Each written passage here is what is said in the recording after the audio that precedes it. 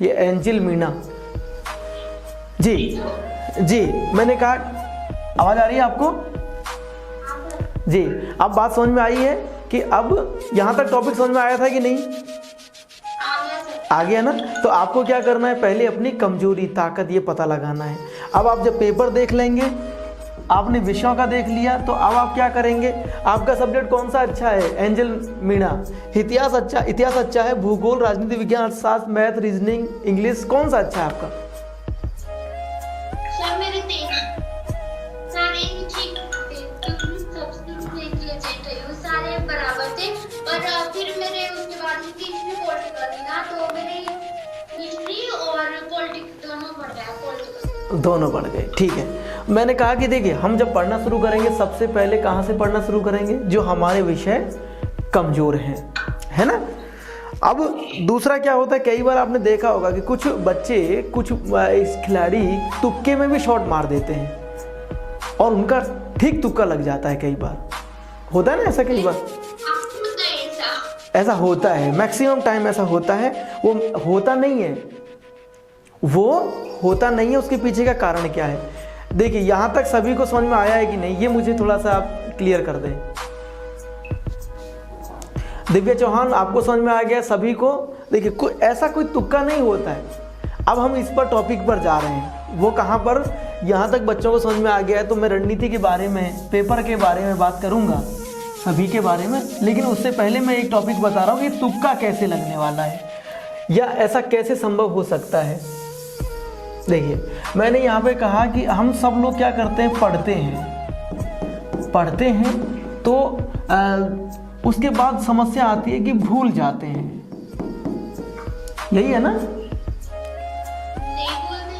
नहीं भूलते हैं। मैक्सिमम बच्चे, समझ में आता है कि पढ़ते हैं, फिर उसके बाद में बहुत सारे बच्चों के सवाल आते हैं कि भूल जाते हैं।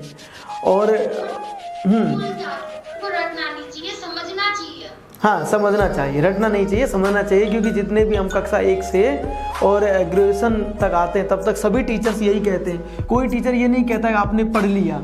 सब टीचर्स क्या कहते हैं, समझ में आया या नहीं आया, यही बोलते हैं ना। तो टॉपिक को हमें क्या करना चाहिए, समझना चाहिए। देखिए, मैक्सिमम बच्चे झूठ बोल देते हैं कि नहीं आ गया समझ में, आगे बढ़ जाते हैं।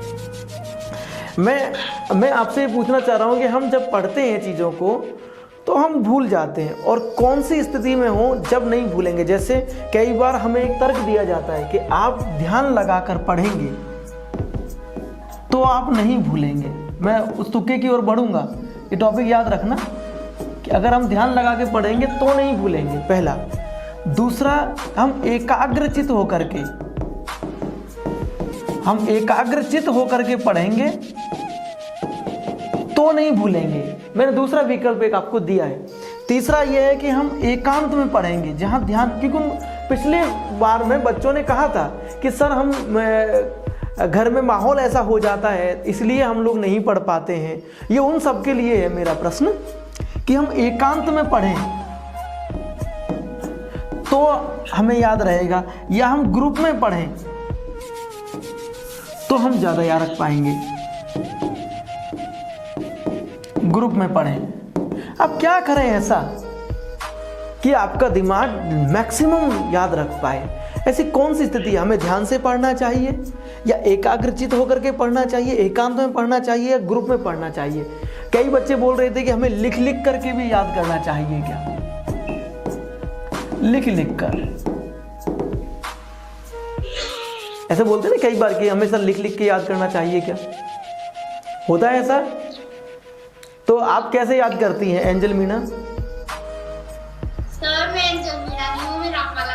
आपका नाम एंजल मीना ही आ रहा है इसमें। मैं कोई बात नहीं सर, जो भी बताया ना वो सारे ठीक है, पर सबसे बेटर होता है ग्रुप पे। जैसे अपन स्टूडेंट होते हैं, मान लो 4-5 स्टूडेंट हैं, हम यूपीएससी की तैयारी कर रहे हैं, तो अपन पढ़ रहे हैं ना, तो अपन डिस्कस करते हैं ना, तो याद रहता है। मतलब आपकी दृष्टि में ये ज़्यादा बेस्ट है, ये ज़्यादा बेस्ट है। चलिए,